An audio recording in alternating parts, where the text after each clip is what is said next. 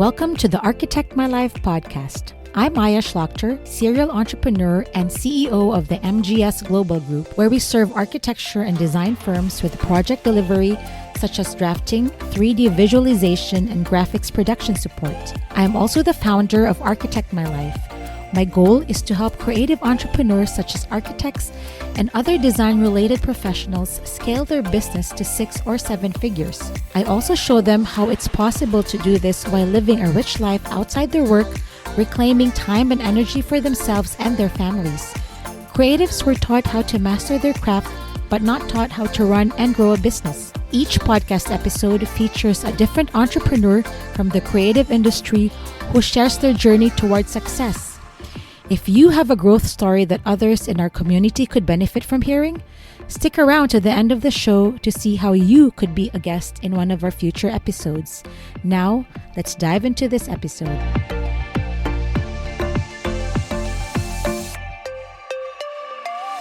I am so excited to introduce our guest today, Hafsa Burt. Hafsa Burt has been practicing architecture for over 21 years.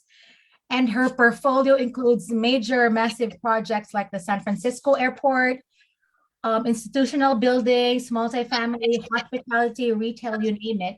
She previously worked at Frank Gehry and Associates and SOM before starting her own company. Hafsa is an environmentalist, and also her firm has been a pioneer of healthy buildings and environment sustainability before the terms were even industry norms, having been involved in initiating green building and ordinances and design standards.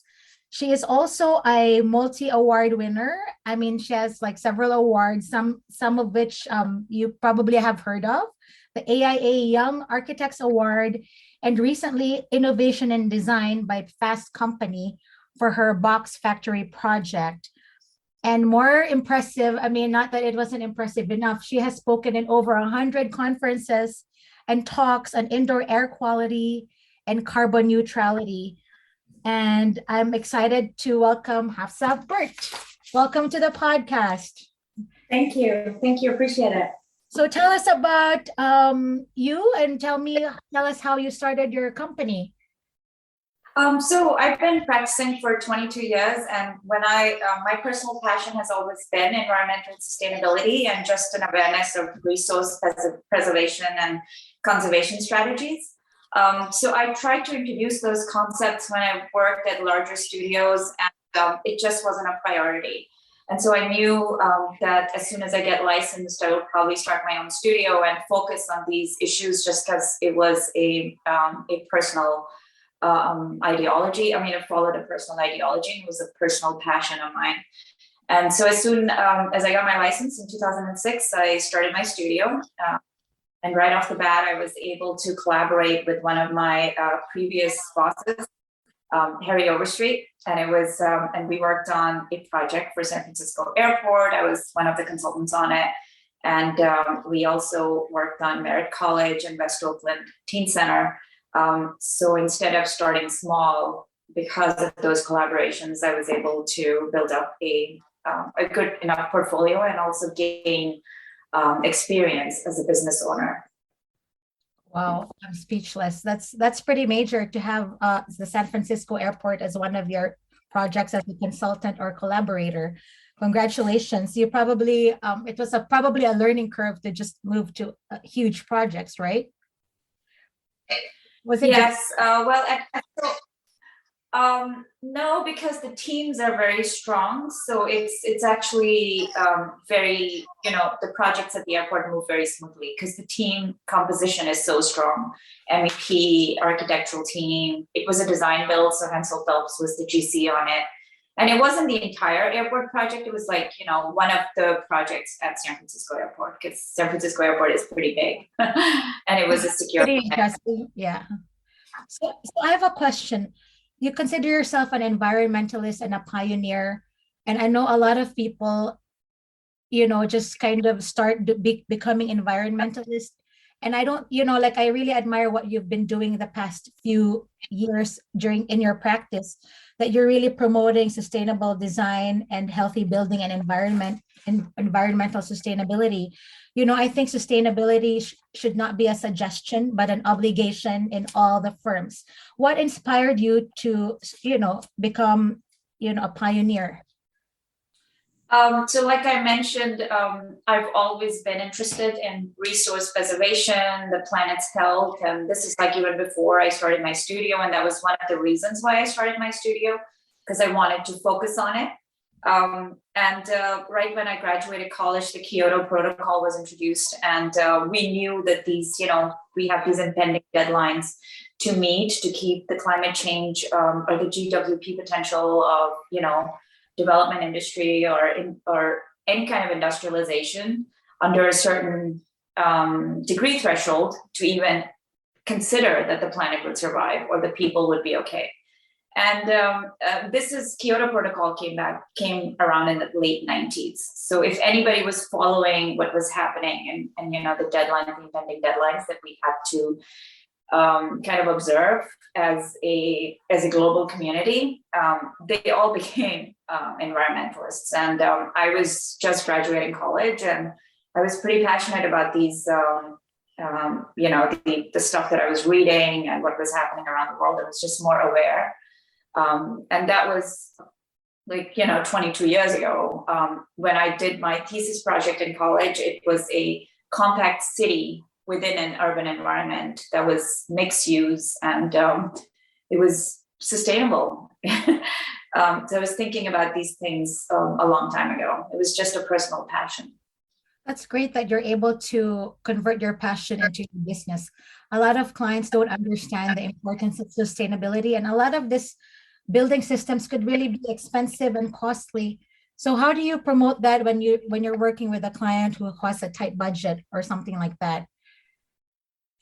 I think you just have to educate the clients and then show them different options. And because of LEED, which has been around for so many years, a lot of these sustainable measures have gone down in pricing just because it's become competitive. And so I think it's all about educating the client through the process and letting them understand that, whatever your initial cost may be, you can always see the life cycle impacts of it, and it pays back.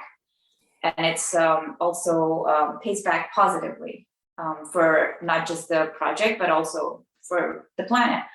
And in that process, I also started Box Lab to develop actual prototypes, because I can educate clients all I want, but then if I can actually build prototypes and show, hey, this is an example of a 1750 single family residence, and it's completely carbon neutral, it's off grid, it's only run on renewable energy sources, and it consumes way less energy than a typical 1750 square foot single family of the same program.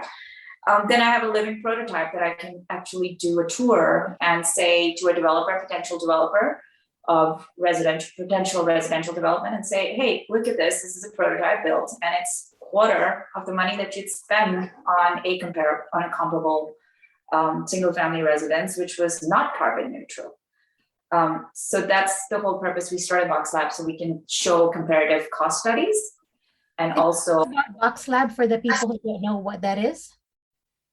So Box Lab is a R&D, active research and development part arm of my firm, and we develop prototypes which are carbon neutral, but they're actually built, and so they become sort of retreats and something that anybody can tour in the industry and kind of see what's possible in the carbon neutral realm of the building industry. So it's actually built. You have prototypes? Yes, and we have another prototypes. Where can we find them? We find them all over. I build them all over. So Box Factory was built in Jackson, California, and then we're doing another one. It's a 300 square foot study of a micro living, and that should be out by, I would say, end of March. So I'll be. You can find in the website. I think our our listeners and our audience probably will want to see that as well. Maybe you can give us all the links to your website later on. We can see a real project. So my other question is, how do you continue to grow as a designer? Like, where do you get inspiration? Like, I saw one of your projects that was featured in a magazine, The Hot Residence. Was that the one with the container boxes that you stacked? Yes, that was a proposal we did for affordable housing in Melbourne because there's a housing shortage and they were looking for infill ideas for urban development in the affordable housing capacity. And so it was just a proposal done that if it was an infill site, you can have, shipping containers stacked on top of each other in different configurations on a structural grid. And that way the site constraints are not really important because these containers are prefabricated, you can stack them in any kind of configuration to meet the site restrictions. It looked amazing. It was so beautiful. I didn't even know it was containers until I read it. I'm like, whoa. I really liked it a lot. So how do you get inspired? Like, where do you get your inspiration from when it comes to design as a creative? I think constantly challenging myself to just think outside the box, because a lot of times when we're working for clients, we are kind of making their vision real. So it becomes kind of their baby because we have to take their budget and their program and make it a reality for their business. And so with proposals such as this, it's fun to challenge ourselves and creatively and see, how we can push the boundary a little bit. And that's always what keeps me going. I could do product design, and I also sculpt and paint. So that's always a plus. Oh, wow. That's amazing. How do you have time to do all this? And I know you have two young children. Yeah. Well, you have to schedule things, right? And a tight calendar and a tight schedule always helps. Everything has to be on a schedule, otherwise nothing gets done. So I would say I'm pretty rigid in scheduling and keeping up with deadlines and making sure things are done. And I'm also very good at compartmentalizing things and know when I need to step away from something to focus on personal, or when I need to focus on, a deadline. So all parts of my life are equally supported and met with.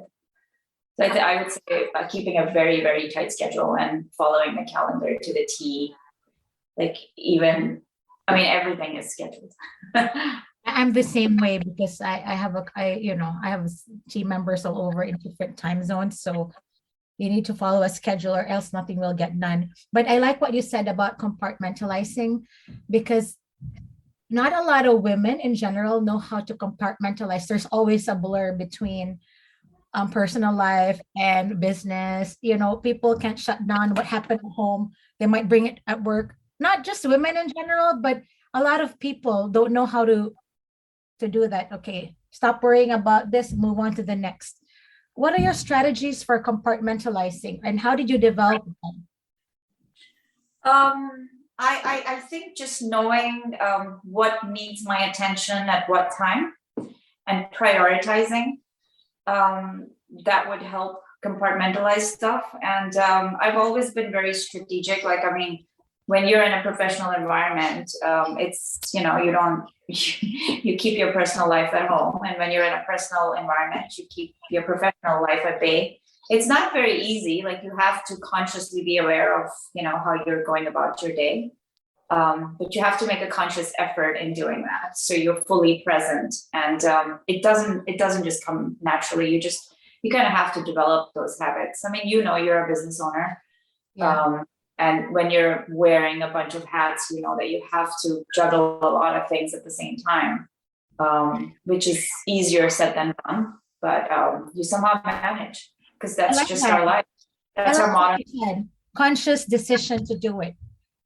I can be sad for 5 minutes because something happened and then boom, stop. I actually managed to do this because in a way, if you're running a business, you don't really have a choice. You can't spend your whole day weeping about something. You have people to, you have a firm to run, you have deliverables. In a way, you kind of forget your personal problems and move on to the next. Thanks for sharing. I think most of our women firm owners could learn from that conscious decision to compartmentalize. It's a decision like this. To become successful is a decision as well. You can decide to succeed or not, right? So I like that. So what I'm talking about more like what the projects that come into your firm. It seems like you have a huge variety, but what is your dream project? What do you want to build in the near future, or what type of project do you want as a dream project?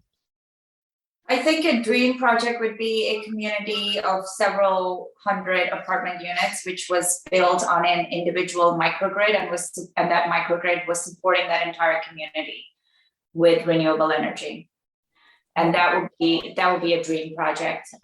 Instead of it wouldn't be connected to a grid, it would have its own microgrid that was supporting all those units and all those occupants' lives. And it was, and so they were completely living a very resilient life, independent of what happens on the grid in, say, unseen disaster, or rather, yeah, that would be like a dream project. So what's the population of this grid? Just curious. It could be anything. We could start small from 50 units or 20 to 50 units, and then build it up use that as an example, and then build it up to hundreds of units, and then multiply it, lessons learned, and see how far we can develop it. But that would be like a dream project. It would be really nice to kind of work on it and solve all the problems. Start small, I would say 20 to 50 units on a microgrid, self-sustaining microgrid, and then build it up from there. Use that as a case study from pros and cons and all the mistakes and all the lessons learned, and then multiply it into a larger community. But I would say that would be a dream project. If anybody out there is listening and you want to do it, please call me. Yes, please call Hafsa for sure. Now let's talk about business. I always say creatives were taught how to master their craft, but not taught how to run or grow a business. So I want to ask you how you were able to grow your business as a creative. Do you have any business, education? And just curious. No, I don't. And it was just watching people around me. That gentleman that I collaborated with, Harry Overstreet, he was a small business and his portfolio is huge. He was widely successful in the public sector. So it was nice to see how he was doing his projects and kind of learn from him, or just learn by watching, I would say. And then also it's a lot of, you do a lot of things and you err and then you correct it. So I wouldn't say that there's a Bible, but you just do it, and I think that would be the best thing I can say. You just do it. And if there are errors or, if it's a mistake, you learn from it and you grow from it and you move on. And if it's a success, you learn from it and then you move on too, and see how you can scale it. But it was a lot of, I would say, you just try on the job and learn from it, grow. If it's a mistake, grow from it too. I would say it was a lot of trial and error. I did not go to school for business. Yeah. And that is one of the problems with the curriculum in architecture school. You come out and there is practically no knowledge of business, no knowledge of codes, no knowledge of the real world. You spend tons of hours in design studios doing, projects which are at concept level. And so, yes, it helps you develop skills. It helps you to communicate ideas. It helps you architectural schools, and they help you to think creatively, think outside the box. But in practicality, in order to take that concept from a concept to a built project, that is kind of lacking. And that's why so many people end up being pigeonholed into little roles in larger firms. Because if I came with a strong 3D animation background, that's all I do in a large firm. If I came with a strong, CAD scale or BIM background, that's all I do. And then beyond that, I have no idea. And if the project's in a larger studio or say in China or in a foreign land, then you have no knowledge of the codes and regulations in your own local community. So hands-on knowledge is missing in the architectural curriculum, and it could be, I suppose students can go out there and get internships and learn, like, what's happening in a real architectural studio, because it's very different from what happens in colleges. Yeah, I completely agree. Like, I mean, even like architecture schools right now, not only is business not being taught, but everything is so theoretical. Like, I was a crit in one of the graduate schools. I went for a walkthrough. Everything is in outer space, like very conceptual. Like, how can these people find jobs when they're building spaceships in studio?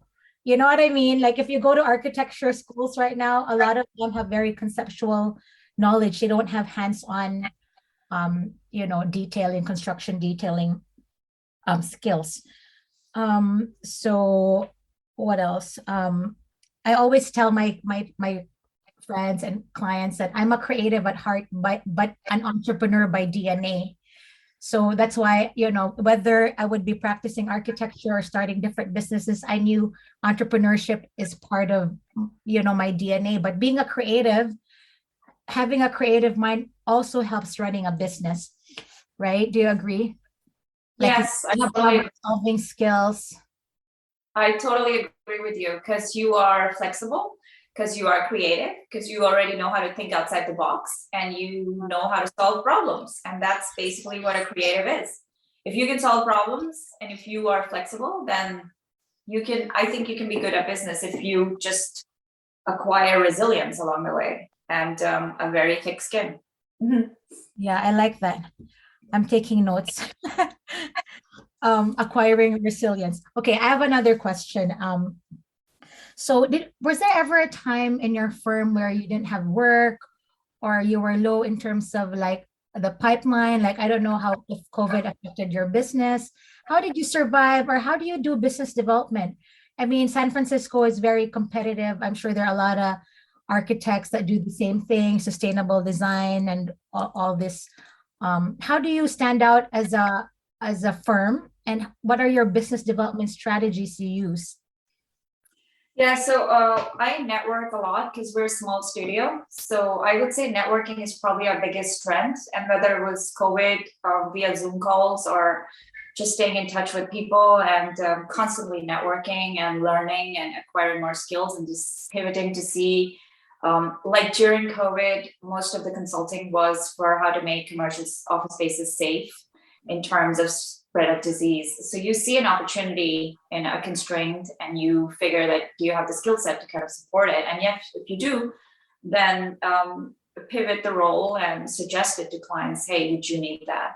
And that's also commonplace in retail industry, where they were kind of concerned about traffic and spread of disease. So that also came in handy.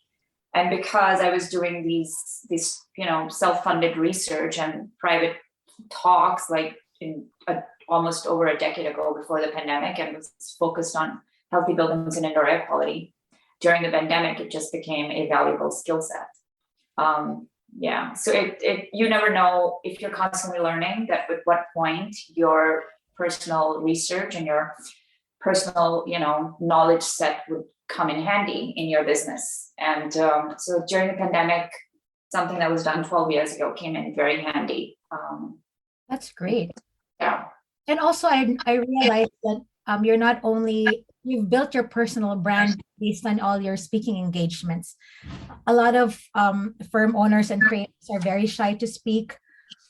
They don't want to, especially women, they're a little bit more timid about speaking in public and sharing their knowledge. But I think that's also probably one of the reasons for your success, because of your visibility in the marketplace, right? Would you say that it's good to share your knowledge and put yourself out there as part of networking?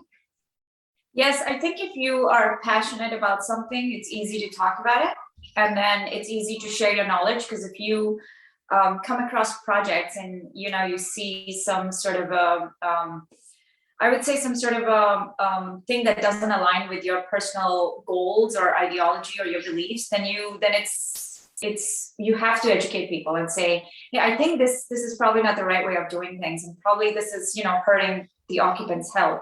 And so that's how the advocacy peer talk started at a lot of architectural firms. And it was just a matter of, you know, telling them what the choices of materials and the design choices were doing to indoor air quality and also to occupants' health, and kind of opening their eyes up and saying, you know, our material choices can actually affect the occupants who are in that environment, and how the airflow is in a space and how it's designed can actually affect an occupant's health. So those talks were actually very well received, and but it was all from a personal passion in terms of like sharing what I believed was wrong or going in the wrong direction, saying we are part of the knowledgeable, you know, group of people who should be doing something good. So can we pivot, or can we kind of learn from our mistakes and say these are the solutions and this is how we can improve our spaces. And now it's a very commonplace discussion about occupants' health, and Well came around, and Well made it even more generalized, so everybody can kind of pitch in and say, how do I feel in a space? But it was good to kind of share what I think. I think if you're personally passionate about something, it's easy to discuss it. Yeah, and also one thing that I noticed about you the first time I saw you like in Zoom is your confidence. You know, like you're a confident and successful woman. I think part of that is because of your passion and your knowledge, because knowledge is power and power builds confidence. But how do you teach women who have no confidence in themselves, especially the young people who are just starting out and want to start their own firms? How do they break out of their shell? You know, what's advice you can give to young people who want to start their own practice to build their confidence as a designer and a business person? I would think my biggest advice would be to jump into it and just do it. Because once you do it, the confidence comes, because you kind of learn from your mistakes and just stay positive throughout, and grow your network so you know a lot of people, and constantly learn and constantly look for specialty, and then find that passion and just focus on it, zero on it, and learn as much as possible about that, because the more you know, the more you'll be able to just talk about it freely without any inhibitions. And one of the things, I mean, you know that too, in architecture schools, we have to go through pretty rough critiques, right? So we've already developed a fairly thick skin, because sometimes you're up for nights before you do a presentation and you have no idea what's coming out of your mouth and if your concept is clearly conveyed. But that's a plus of being in a college environment, because you have to present, and in the roughest of environments, to a bunch of professionals who probably are looking at you like, what is that? And you have spent, you know, your blood and sweat the past few weeks on it, and you have to present it and convey your concept accurately. So we already have that skill set, we already have that experience, and having a thick skin through that process is very helpful in our profession once we're actually practicing. You know that. And I like what you said, just go for it. Like before a quit, you just kind of you have no choice. You have to present. So if you want to start your own firm, just do it. You know, right? And we built resilience through also working in the studio for hours and days. Architecture school is known for, working so hard and no sleep. And yeah, so for entrepreneurs or creatives or students who want to pursue their own firms, really, I mean, it's you have to be very aggressive and just go for it and learn as you go, like what Hafsa was saying. So this was such an amazing talk, Hafsa. My last few questions is, where do you see your firm in 3 years, or what's next for you?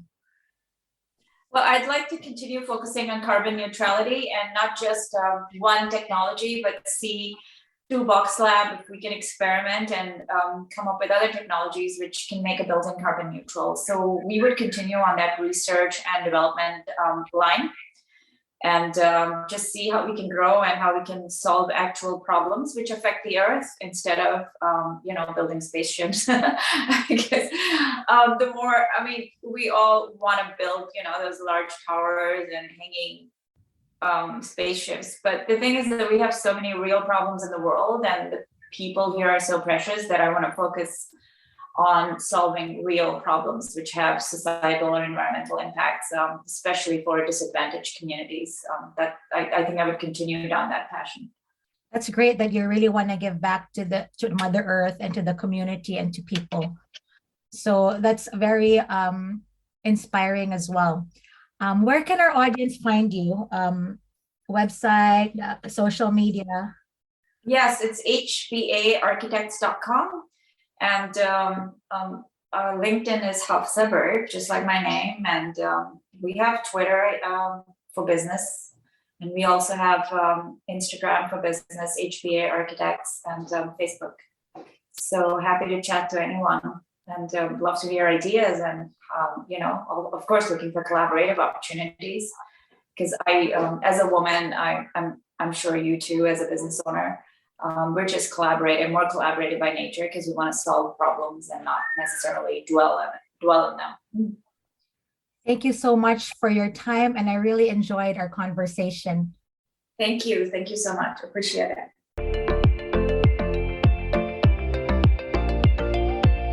Thank you for listening to the Architect My Life podcast. We'd love to hear from you on social media using the hashtag Architect My Life podcast. Be sure to follow us on Instagram at aya_Architect My Life. That's Aya, AYA_Architect My Life. And for women firm owners, I invite you to join the Architect My Life private Facebook group. If you haven't already, we'd appreciate it if you'd subscribe to the show, as well as rate or review us wherever you access podcasts.